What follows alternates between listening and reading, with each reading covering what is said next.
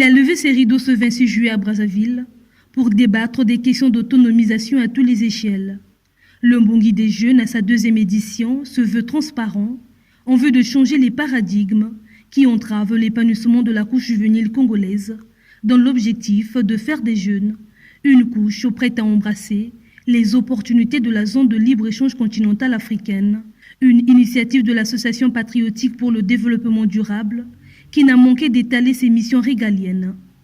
Cette deuxième grande édition du Mbongi des jeunes s'inscrit dans la dynamique d'être un cadre d'échange, d'information et de formation continue des jeunes, entre autres les entrepreneurs, les artisans, les agriculteurs, tous les acteurs évoluant de l'écosystème entrepreneurial, dans le secteur des PME, dans le secteur de l'économie informelle, afin de faciliter leur intégration dans l'univers compétitif de la ZLECAf et de les préparer à répondre au mieux et efficacement aux défis de ce marché continental. La formation, c'est ce que rendra compétitive la République du Congo lors de l'entrée en vigueur de la ZLECAf, qui entraînera entre autres la suppression des barrières tarifaires et des frontières.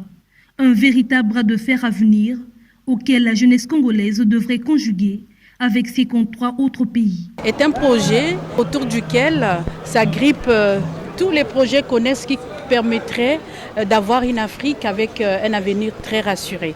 Donc il était important pour nous de sensibiliser notre jeunesse autour de ces enjeux pour les aider à s'approprier cette thématique de la ZLECAf afin de pouvoir savoir comment se positionner dans ce grand marché commun qui arrive à grands pas, puisque c'est dans quelques années que tous les États signataires de ce projet vont ouvrir leurs frontières, donc lever les barrières douanières.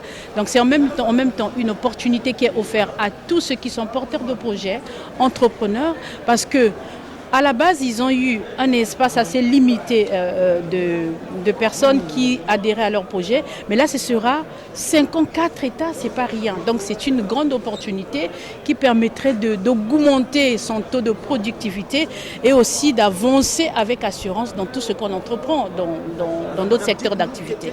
Alors les défis pour le Congo aujourd'hui, c'est aider la jeunesse à se prendre en main. Parce que l'avenir, c'est la jeunesse, on ne va pas se le cacher. Si la jeunesse n'arrive pas à se responsabiliser, n'arrive pas à voir les enjeux, les opportunités, sinon à regarder l'avenir avec beaucoup d'optimisme, rien ne pourrait se faire. Cette deuxième édition du Mbongi des jeunes a pour thème la jeunesse congolaise face aux enjeux de la ZLECAf. Menaces ou opportunités, son panel a enrichi plus d'un. D'où entreprendre et produire devient une nécessité pour les 75% de la population congolaise.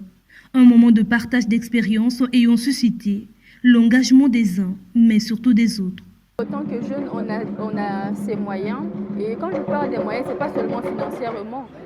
Et tant que si on a des idées, on peut apporter ces idées envers l'État et l'État puisse nous aider à réaliser ces rêves. Peut-être une dernière. Je me suis informé sur une chose. La ZLECAf a un accord sur les opportunités des jeunes et des femmes qui venaient d'être ratifiées il y a quelques temps. Maintenant, principalement au Congo, il y a toujours ces promesses qui sont là parce qu'il y a des accompagnements, des moratoires qui seront mis en œuvre. Ce sont des promesses, ça reste des promesses. Donc nous, jeunesse, nous espérons tout simplement qu'avec toutes ces promesses, on pourra bien s'imposer avec toute cette compétitivité qui se manifeste à travers cette Afrique. L'acte 2 du Mbongi des jeunes, c'est 2 jours d'édification, notamment du 26 au 27 juillet. Et la ZLECAf, c'est 1,3 milliard de personnes, mais surtout une opportunité pour contribuer à l'essor économique et culturel de l'Afrique en général et du Congo en particulier.